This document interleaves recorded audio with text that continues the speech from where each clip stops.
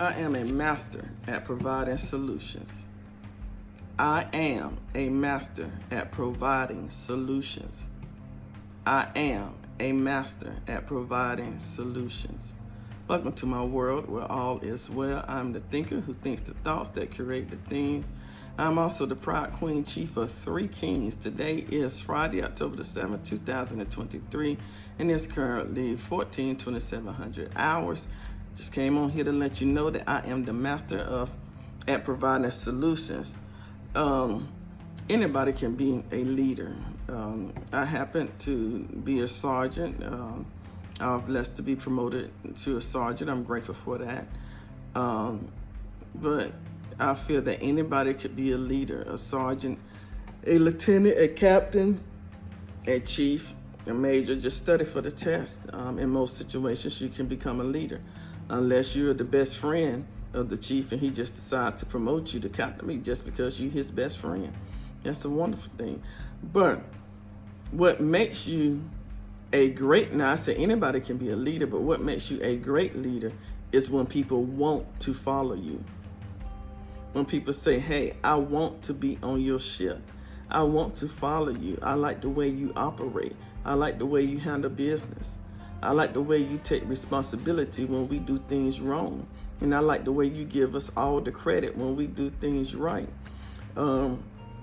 So it's a difference between just being a leader and being a great leader. Or you can have a leader that does absolutely nothing but sit in their office or sit in their car all day. And even though the calls are going back to back to back to back, they refuse to take a call. That does not make you a leader that anybody want to follow. People are just forced to be on your shift. And guess what? Just because you have the authority given to you, it doesn't make you a great leader. You just happen to have the authority to get the leader. I don't want to be the type of leader that I'm just a leader just because I have the authority to be a leader. That doesn't make me feel good. Some leaders use manipulation in order to manipulate people to do what they want to do. I don't want to be a manipulator. As a leader, I want to inspire people. Anybody that follows me, I want to inspire you. I'm grateful for anybody who wants to follow me, who desires to follow me. I'm grateful for you. I do not take you for advantage. And my hope is to inspire you. And guess what? I teach what I need to learn. The best way to learn something is to teach it. Because in order to teach it, I have to research it. Okay? And sometimes leaders make problems that we create, or I make problems that I have created myself. I can't use the same mindset that caused the problem in order to solve the problem. So as a leader, a great leader will grab their team together and say, hey, as your leader, I have made a mistake. I have caused a problem.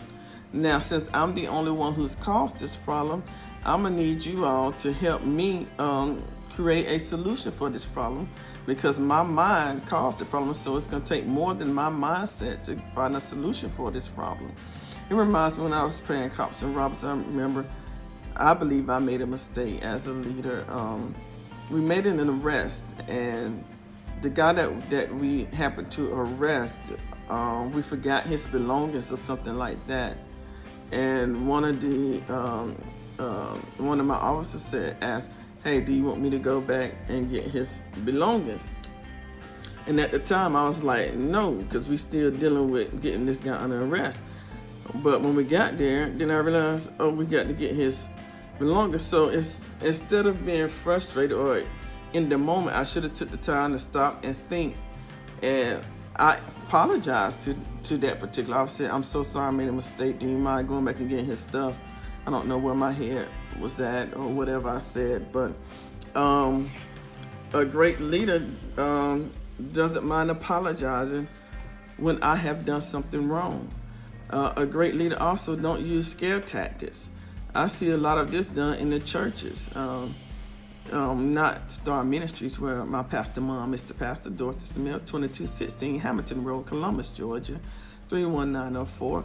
Wednesday Bible study at 6, Sunday school at 10, and Sunday worship at 11.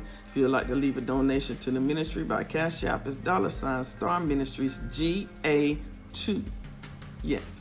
But I have gone to some churches where they've used scare tactics. God gonna get you. God's gonna send you to hell. I believe they use scare tactics during the offering.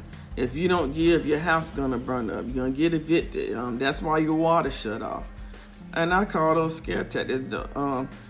Those scare tactics have never made me want to join that particular church, and it has never made me want to give any offering at those particular churches.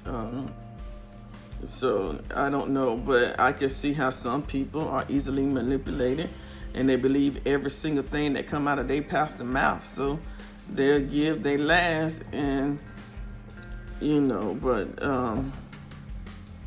I just been reminded of the lady with the 2 mics who gave her last, and she was blessed. But use your own discernment. Don't just give because the pastor has or the leader has used scare tactics to force you to give.